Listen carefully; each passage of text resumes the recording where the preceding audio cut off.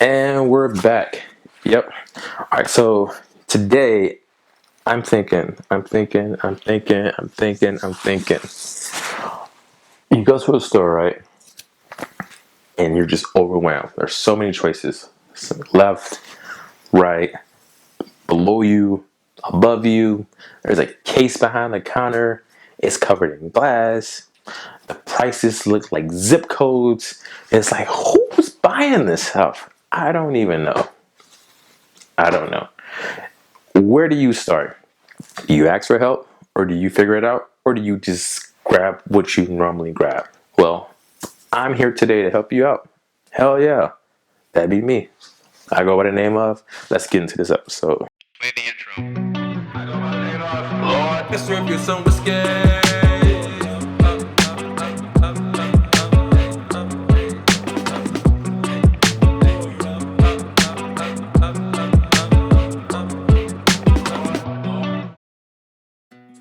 The most basic thing is obviously the things that are on the bottom shelf.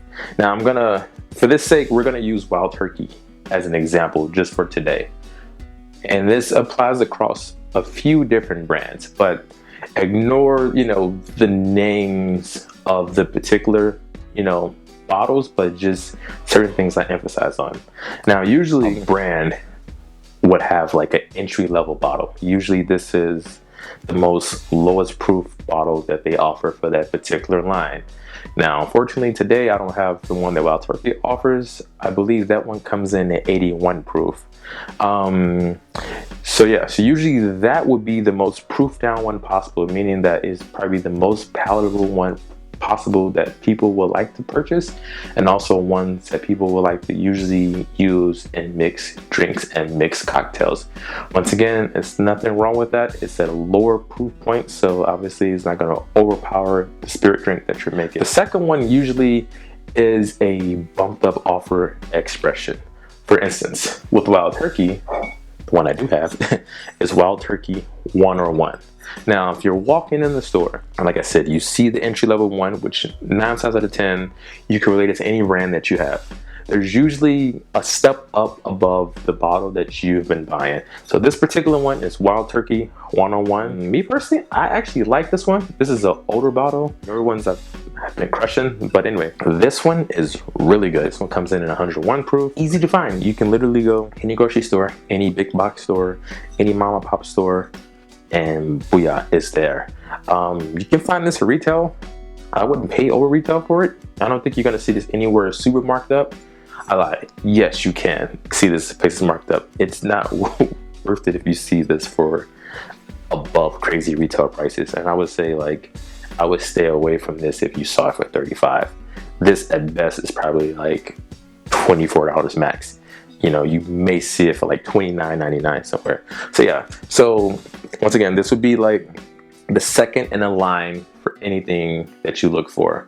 Wild Turkey 101. Definitely we'll get into another video for another day. I always say that, but I will go more in depth about, what the label means. This is a more kind of like, I want to plan out the video for you all, like really think about it. So 101, the next question would be, Lord, what can we do with these bottles? You talk about these bottles, you review these bottles. What are they good for? I'll tell you right now. 101, excellent bottle. You can drink it straight. You drink it on the rocks, or you can use it in a cocktail. You can mix it with Pepsi. You can mix it with Coke. You can mix it with ginger beer. Drink it how you want to drink it. And also, you can take this to a house party. People won't be mad. You could leave the bottle, and guess what? You won't be mad because you didn't spend buku bucks securing this bottle. Now with that said, already shameless plug, I've poured my first drink for the day. I am drinking Wild Turkey Kentucky Spirit, which brings me to the next one I'm talking about. So once again, we went over the first one, which is a lower proof offering that, 9 times out of 10 would be on the bottom shelf. And then the second one would be a higher proof offering that's easy to find everywhere. Now, there may come a bottle that is like maybe kind of hard to find, but interesting and unique, and it varies from barrel to barrel. Whereas something like this, you bought this bottle in, let's say, Boise, Idaho, and then you go to New York and you go to, let's just say, Texas, that 101 is going to taste the same, I promise you. Whereas this, booyah, booyah, booyah, will vary. So this right here is called a single barrel bourbon. Now, your favorite bourbon that you drink, 9 times out of 10, has a single barrel offering. I promise you. So, Lord, what is a single barrel? Tell us about it. Hell yeah, I'll tell you about it. Let's go. So, Backtrack. So with the 101 and the Woe offering, they usually take a bunch of barrels, right? And then they dump all the barrels out. And then they blend all of the barrels. And they dump the barrels. And then once they do that, they do it to a profile taste and then they bottle it. Whereas the single barrel, they dump it as is. Sometimes they take the proof as is, or sometimes they take the proof to a certain palatable level, and then that's the offering. So that offering, let's say the 101, is usually blended to a taste. It's like a brand standard. Whereas the single barrel, let's say we can go on what's called a barrel pick. You can bring 4 of your friends and bring me, and let's say we go to Wild Turkey, go to Kentucky, we go to Wild Turkey, and then we go there, they lay us out 3 barrels, and they all taste different. Let's say one tastes oaky, one tastes very spicy, and one tastes very sweet, and then we vote. And let's say out of all of them, we all prefer maybe the oaky one or maybe the spicier one. And once we purchase that, barrel, that is our barrel that we will partner up with a liquor store and get that distributed to and bottled. Once that barrel is out the warehouse, they're never going to have that one again. There'll be slight variations, but that particular barrel is unique, meaning that, let's just say for this one, all the single barrel bottles that you would see would usually have information about where the barrel was from. So it'll have what the day it was bottled on. This one, for instance, was bottled on March the 2nd, 2022. And this says from barrel 1040. So that was the number that was probably most likely on the barrel head, 1040. And it was stored in warehouse K and on brick house number 41. And that's very specific. That means that this particular spirit that's inside this bottle rested for however many years that this was aged for in warehouse K, number 1, so warehouse K, and then it was on Rick number 41 in warehouse 1. That's pretty cool. In addition, this was particularly picked by a big box store that I will not name because they don't sponsor me. So yeah, so that's pretty cool, meaning that that's a unique barrel in that bottle that no one else would have unless you have that particular one from where? Warehouse K, Rick House 41. And it's so cool. The downside I would say about single barrels are sometimes they are hit and miss. Sometimes you get some and they're like, weird. But sometimes you get some and they're like, whoa. And you be like, God damn, I should have bought more. It happens. I swear it happens. Happened to me. But you know what? I said never again. And I came across a bunch and I said never again. And I did something what's called bunkering. And I will tell you what that means another day. But yeah. But anyway, single barrels are where they're at. They're unique. And it takes you on a journey. Like I said, if you like the standard offerings and the bumped up offerings, the single barrel, 9 out of 10, you definitely would like that one too. Now for the next one. We already talked about the entry level one. We talked about the one that's a little bumped up.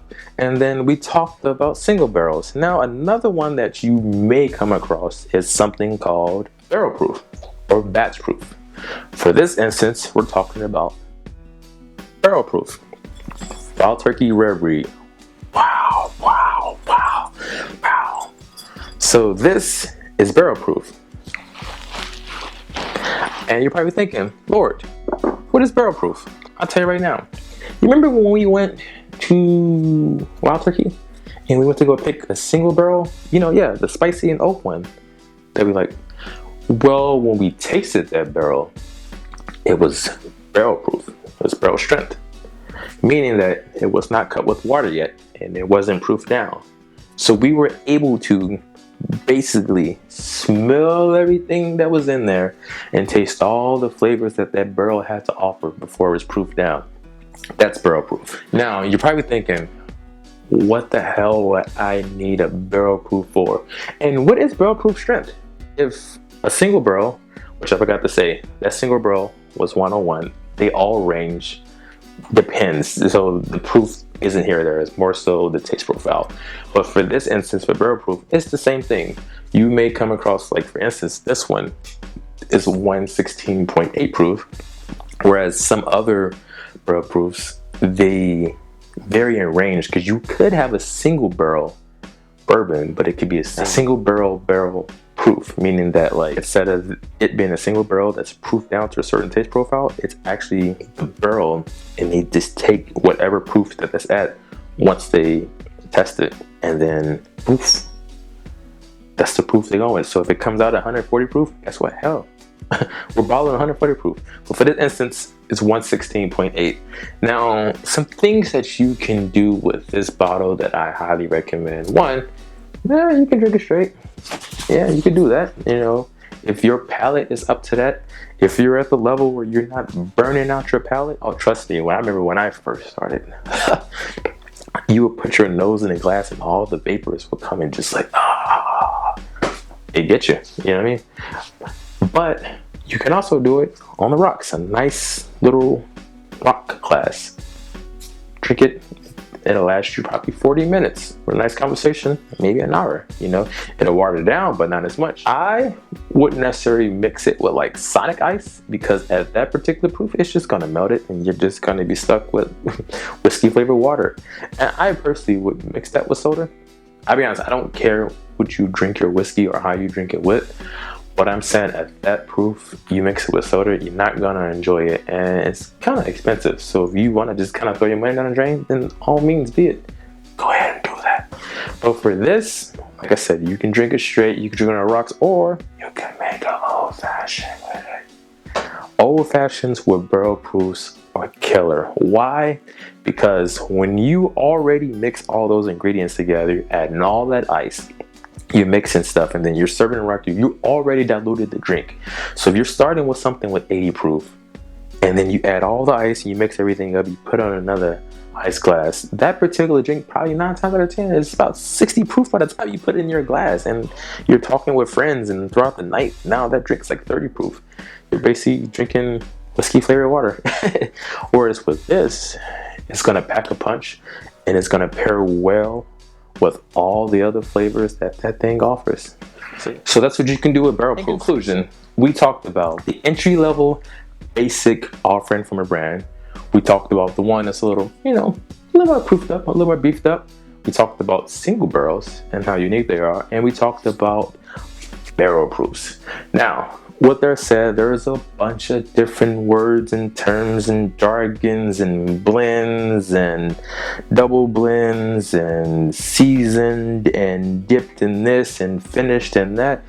Guess what? That's another video for another day. But I'm saying right now, if you want to go out and grab a bottle this weekend, let's do it. Do it. You know, if you're doing the entry level, let's take it a step notch. Get the next one.